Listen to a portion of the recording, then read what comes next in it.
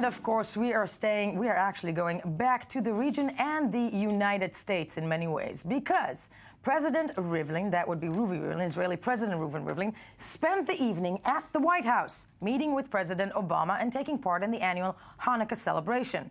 Obama reaffirmed, as always, what he called the unbreakable bond between the U.S. and Israel, and Ruvi Rivlin then lit the White House menorah as the audience sang traditional Jewish songs. A very heartwarming moment. Now, it was warm welcoming, and one that some would argue is a stark difference to how the American president and Israeli Prime Minister Benjamin Netanyahu tend to interact. Rivlin, who holds the mainly ceremonial role of president, enjoys widespread popularity among Israelis since taking office in July 2014 after an unusually difficult appointment challenged at every turn by Netanyahu.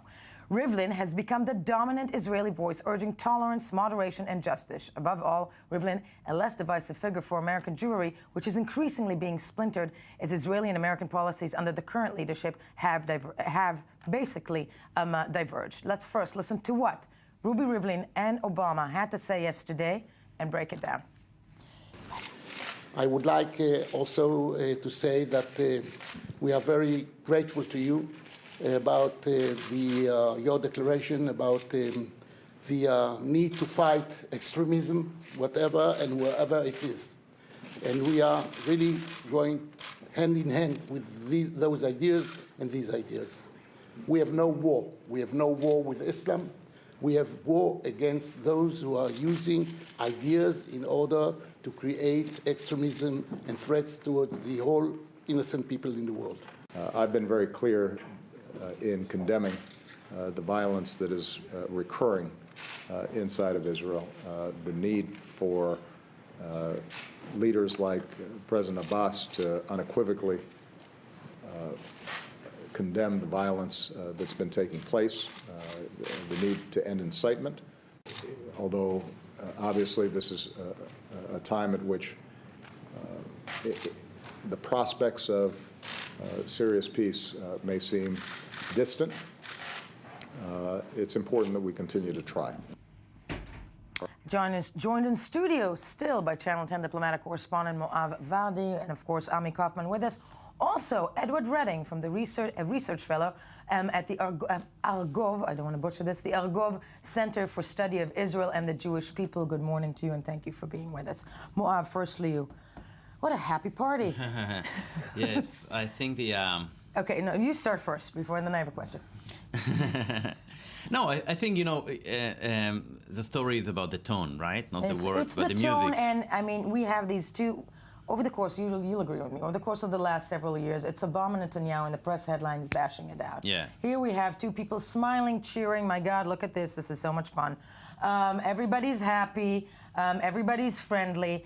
Rivlin clearly has put himself as a very clear voice, many people would say against Netanyahu, but what are we looking at here? Yeah, I think that, let me take maybe not such a popular stand here, okay? Please. Okay, so it's very easy to have a nice Hanukkah party when you are the president of the state of Israel and not the prime minister. Because you don't make it's a role of pomp and circumstance. No, because you are not a decision maker in terms of policy. Right. And if you are the prime minister of Israel, and if you are Benjamin Netanyahu, who believes that in the current situation it's very dangerous to have a Palestinian state, regardless of what you think about it, and you have a U.S. president an American president that thinks that it is essential to do it, there is a clash.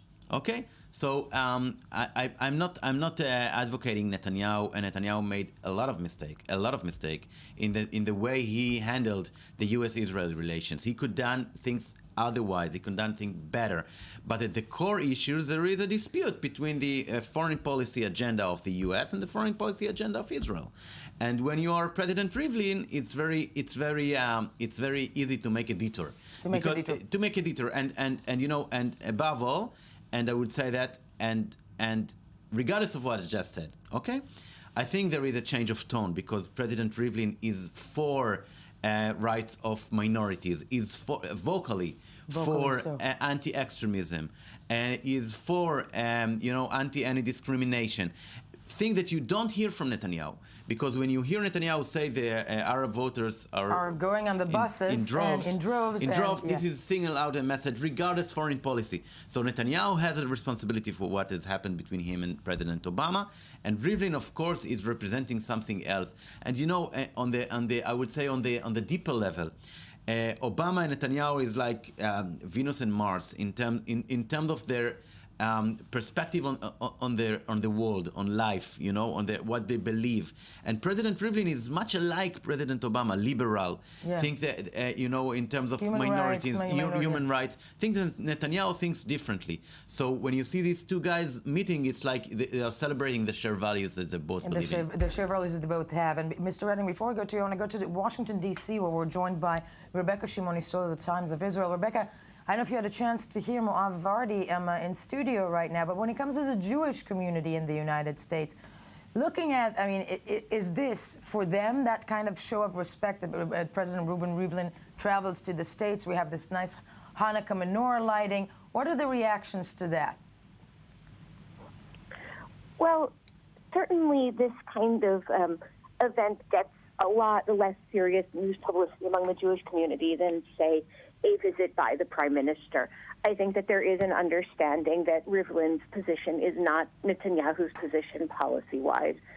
Not just that they may not actually share positions, but in terms of kind of the political force of their position. That said, this is the premier kind of event, the White House Hanukkah party, of the winter holiday season for Jewish Washington, and I suppose the political Jewish community. So it's an event that's attended by everybody. And I think that it is somewhat important. It was probably a nice gesture to have a senior Israeli figure there, and one who the president seemed so much more at ease with and so much more comfortable with than we're used to seeing the President Obama with Netanyahu, even in the best of meetings. I think that the body language here was very clearly, on the part of Obama, it was very clearly more open, very clearly more kind of willing to make a serious show of friendship. And I think that was significant for people. Very, very, very much so. I mean, if it's a Washington, D.C., I'm a Jew, I'm wondering out loud, don't answer that now if you were there. But Rebecca, if you can stay with us for a second, because I want to ask Yael Lavie from the Algov Center for the Study of Israel and the Jewish People. American Jews these days, American Jews in the United States, very, very divided, aren't they? When it comes to the support of Israel, when it comes to where we're looking at, you know, pro-Israel with the Netanyahu line, within the lobby of the American politics in that context. I think you have to talk on two levels. Okay. One is Israel, and the other is whatever government is in power in Israel at a certain time. I think that it's been unfortunate overall that you've had this match between two people, Obama and Netanyahu, who came into office at about the same time, and who's in many ways men of great strength and talent, but their weaknesses reinforced each other in terms of Israel and American relations. And I think that both have been polarizing figures in the Jewish community. What Rivlin shows us, though, is that when you look at the other level, the deeper level of affinity, of I don't know how flowery you want me to get, but get flowery love, you know, between American Jewry and Israel. As you pointed out, that's his job. He's the president. In our system, the president is not an executive. He's a beloved figure, and his job is to be beloved. And Rivlin has both the personality and the vision, I think, to really do that well. He does it well internally, and he does it well externally. So that what this gives an opportunity for American Jews to do is to say, look, whatever I feel about, I don't know, settlements or the non-recognition of non-Orthodox rabbis or whatever gets my blood pressure up, I see Ruby Rivlin and I feel good. Yeah. But maybe just to add up something, maybe on top of that, you know that Obama sees Rivlin saying after the Duma arson, that is one of my. I'm very ashamed that one of my people did it.